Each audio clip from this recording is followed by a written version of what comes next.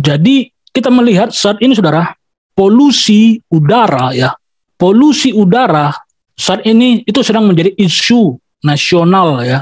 Itu kalau kita melihat pada malam hari saudara, kalau kita perhatikan malam hari itu langit sudah tidak hitam lagi ya, udah nggak gelap lagi, tapi udah menjadi putih gitu, sudah menjadi terang benderang seperti siang gitu. Terus saya sering kalau melihat malam itu kan, langit itu putih semua gitu, nggak kelihatan lagi bintang. Nah, kalau langit yang bersih itu kan dia, kalau siang dia biru kan, biru, kalau dia malam gelap gitu. Jadi begitu ya. Itu artinya apa? Artinya langit itu sudah tercemar, sudah kotor gitu. Ya. Jadi bagaimana kita bisa tahu bahwa kalau langit itu pada malam hari terang, berarti langit itu kotor atau tercemar? Anda buat saja saudara perbandingan dua air di dalam gelas. Satu, air yang bening ya, air yang bening, ada dua gelas gitu kan, satu air yang bening, satu lagi air yang kotor gitu kan, yang kotor lah gitu, yang nggak bersih lah gitu, ada begitu banyak gas di dalamnya gitu. Lalu Anda senterkan cahaya, ya, maka gelas yang bersih tadi dia akan gelap saudara. Mengapa? Sebab cahayanya tembus gitu. Cahayanya tembus. Jadi langit itu gelap gitu. Kalau dia jernih dia, maka dia gelap gitu. Nah, tetapi gelas yang kotor tadi, yang banyak gas di sana, banyak zat-zat di sana, ketika ditembakkan senter tadi, maka cahaya itu akan terhambat oleh gas-gas tadi. Maka dia menjadi terang benderang gitu. Jadi begitulah malam hari. Langit itu, mengapa saat ini kalau malam itu langit terang benderang seperti siang gitu. Karena langit itu sudah tercemar gitu. Saya teringat filmnya The Simpsons ya, di mana ada menunjukkan para elit global itu membawa sebuah cangkang seperti kubah gitu kan, dom, menutupi rakyat gitu, menutupi masyarakat. Lalu mereka dikurung di dalam dom itu. Sebenarnya film ini multi tafsir juga ya mengenai dom itu ya, kubah tadi gitu. Pertama, itu membuktikan, tafsiran pertama adalah itu membuktikan bahwa bumi ini memang datar dan memiliki kubah gitu. Itu yang pertama ya. Tafsiran yang kedua adalah bahwa kita sedang dikurung di dalam atmosfer atau lingkungan udara, polusi udara yang kotor gitu. Udara yang kotor. Makanya kalau kita lihat langit itu ya saudara ya, mau siang atau malam itu begitu pekat sekali gitu. Begitu pekat sekali, udah ada awan, tertutup awan lagi gitu. Kita sudah dikurung oleh zat kimia tadi, chemtrail ya. Chemtrail itu adalah chem berasal dari kata kimia ya.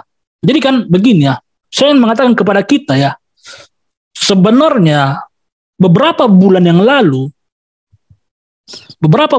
sebelum polusi udara mulai menjadi marak, sebenarnya Tuhan sudah memberikan kepada saya pewahyuan mengenai hal ini gitu.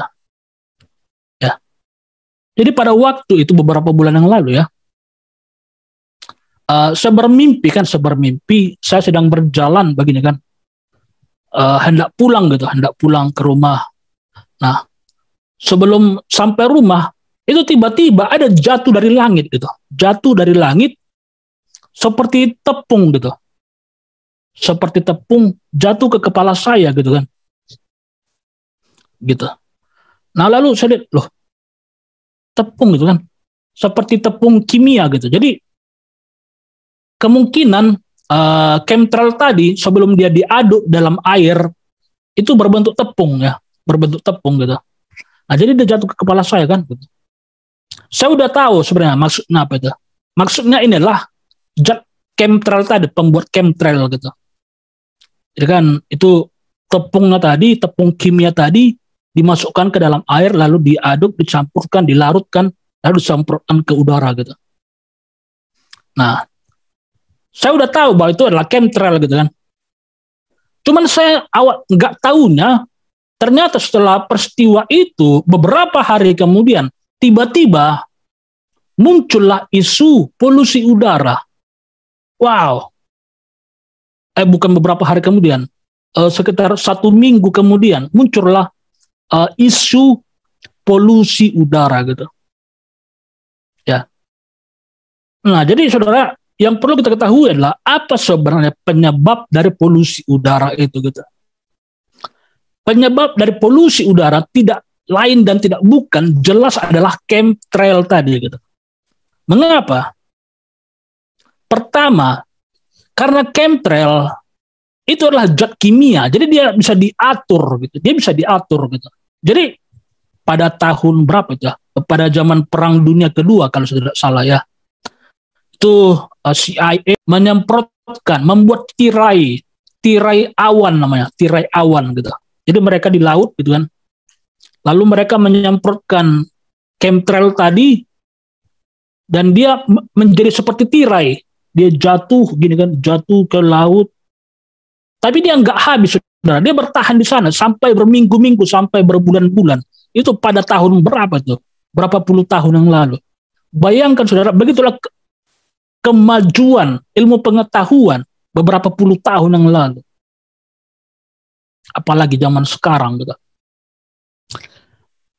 Awan buatannya tadi itu bisa bertahan sampai beberapa minggu, mungkin lebih kurang 3 minggu sampai 4 minggu. Begitu. Jadi dengan adanya tirai awan tadi, musuh tidak mengetahui bahwa mereka ada di situ gitu. Ada datang di situ. Ya. Tiba-tiba saja seluruh persenjataan, seluruh kapal perang mereka, musuh sudah ada di depan mereka gitu. Tidak kelihatan karena tertutup awan tirai tadi, tirai awan tadi. Jadi besar kemungkinan, saudara, ini juga sering dipakai untuk mengelabui musuh ya.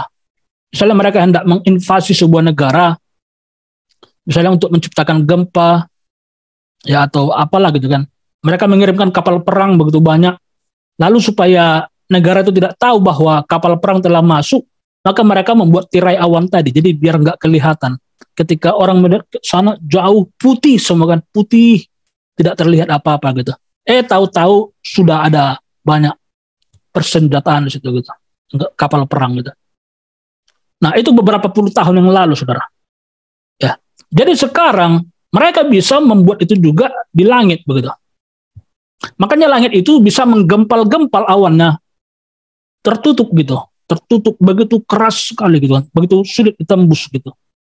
Makanya kita tidak bisa lagi menikmati langit yang jernih, langit yang bersih, langit yang biru. Di media, para influencer berkata, apa sebenarnya penyebab polusi udara? Ya, misalnya seperti kemarin tuh ada komedian Panji Pragiwaksono kan dia berkata bahwa penyebab polusi udara itu adalah industri ya, pabrik industri misalnya batu bara, lalu kebakaran hutan. Itu bisa jadi karena memang asapnya cukup pekat ya, itu bisa jadi gitu. Tetapi penyebab polusi udara yang tidak pernah dibahas di televisi justru adalah chemtrail gitu. Jadi mereka salah, saudara ya. Mereka bilang, para influencer tadi bilang, para komedian tadi mengatakan penyebabnya adalah asap industri, pabrik gitu kan. Lalu yang lebih parahnya lagi, tahu nggak? Pemerintah berkata, penyebab polusi udara adalah knalpot kendaraan bermotor. Jadi solusinya apa? Solusinya ganti semua kendaraan kalian dengan kendaraan listrik. Wow, benar-benar pembodohan yang sangat luar biasa gitu. Padahal di tempat saya, di pegunungan, kendaraan cuma 1 yang lewat. 1 biji, 2 biji. Tapi sama saja langitnya kotor semua, begitu penuh polusi. Jadi bukan masalah kendaraan gitu. Nah, jadi itulah yang selalu dibahas di media. Asap pabrik atau asap knalpot. Nggak ada satupun, tidak ada satupun yang berani mengangkat kata chemtrail. Tidak ada satupun yang berani di media. Padahal penyebab sebenarnya adalah justru itu. Ya. Apa buktinya? Buktinya, kalau dia asap pabrik atau asap kebakaran hutan, itu nggak lama deh saudara, itu nggak akan lama. Dia akan langsung menguap sebentar gitu. Tapi kalau asap chemtrail itu bisa direkayasa saudara, dia bisa bertahan sampai berbulan-bulan, bisa sampai bertahan berbulan-bulan. Itu buktinya, itulah bedanya gitu. Lalu yang bukti yang kedua itu adalah chemtrail. Kalau dia asap biasa saudara, orang nggak akan sakit. Ya. Tapi kalau dia chemtrail, maka kita bisa merasakan ada tenggorokan sakit lah kan, tenggorokan sakit, hidung bersin-bersin, ya. Seperti gejala apalah kemarin C19, ya. Begitu sudah, itu begitu cepat sekali, begitu melintas pesawat menyemprotkan chemtrail, langsung itu hidung sakit sekali, rasanya pengen bersin-bersin. Itu buktinya. Mereka juga menyemprotkannya setiap beberapa jam ya, pagi, siang, malam, tengah malam, ketika tidur gitu. Nah, jadi saya mendapatkan sedikit informasi ya dari Komjen Dharma kemarin kan. Dia berkata, mengapa beberapa minggu yang lalu udara langit itu sempat biru beberapa hari, ya kan? Penyebabnya adalah karena anggaran belum dipatok. Wow.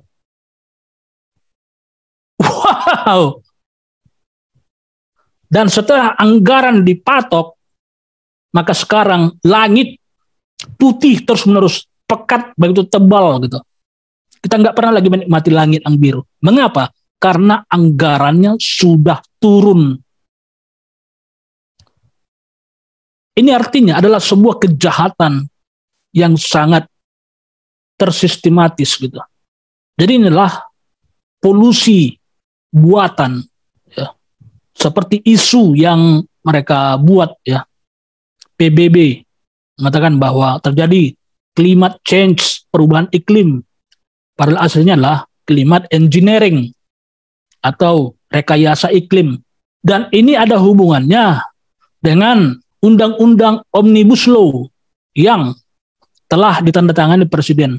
Jadi di dalam Undang-Undang Omnibus Law itu dikatakan bahwa semua orang harus wajib mengikuti program pemerintah mengenai pemberantasan penyakit menular atau wabah atau pandemi gitu. Nah, jadi ini semua apa saudara? Berkesinambungan. Dibuat dulu undang-undangnya biar semua bisa diangkut habis gitu kan. Lalu mereka semprotkan racunnya, lalu anggarannya dikeluarkan, lalu terjadilah gitu polusi udara tadi gitu. Dan ini akan muncul sebentar lagi isu ya. Sebentar lagi akan muncul gitu. Jadi ini semua berkesinambungan saudara. Berkesinambungan. Undang-undangnya sudah dibuat, anggarannya telah diketok, racunnya sudah disemprot, dan sebentar lagi akan datang kembali pandemi gitu. Jadi kita bagaimana saudara? Siapa yang bisa melawan pekerjaan iblis ini kalau bukan barisan garda gitu? Sementara sekarang barisan garda udah hancur lebur kan? Jadi pekerjaan iblis tadi sudah tidak ada lagi yang menahan.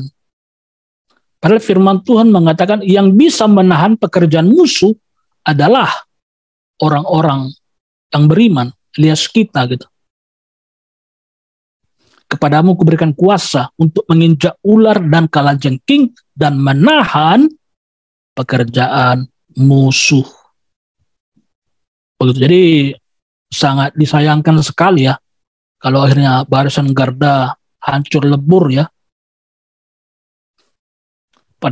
Dan setelah itu hancur lebur, disitulah iblis merajalela ya. Tidak ada lagi yang bisa menahan pekerjaannya. Jadi ya kita inilah serahkan pada Tuhan sajalah. Kita punya bersiap-siap saja